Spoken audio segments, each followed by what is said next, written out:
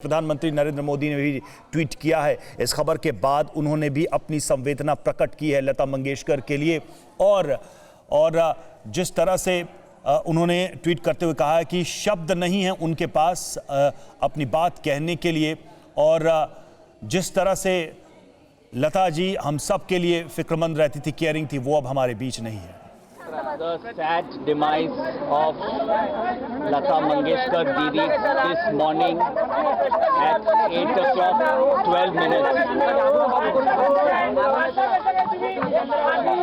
has died because of multi-organ failure after more than 28 days of hospitalization post her COVID. आज सुबह 8:12 पे हमारी दीदी का निधन हो गया है। वो मल्टी ऑर्गन फेलियर के कारण नहीं रही हैं। उन्हें 28 दिनों के ऊपर हो गया है कोविड डायग्नोसिस से।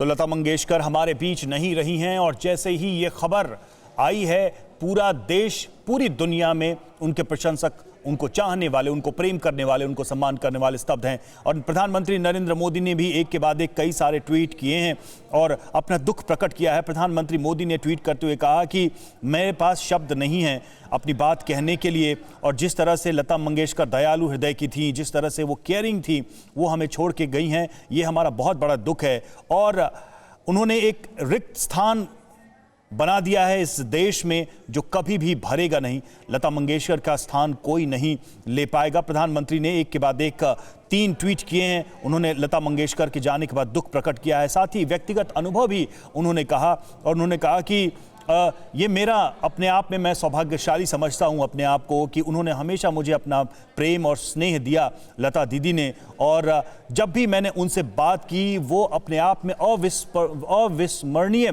चर्चा रहती थी, वो बातचीत रहती थी उनसे जब भी मैंने चर्चा की, बात की।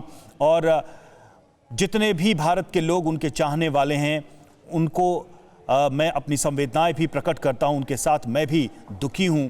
उनके परिवार के साथ मैंने बातचीत की, अपनी संवेदनाएं प्रकट की, ये उन्होंने कहा है अपने ट्वीट के जरिए। तो प्रधानमंत्री नरेंद्र मोदी का ट्वीट आया है और उन्होंने अपना दुख प्रकट किया है, अपने अनुभव की बात कही कि किस तरह से लता मंगेशकर से उन्होंने जब भी बातचीत की उनका स्नेह उनको प्राप्त हुआ।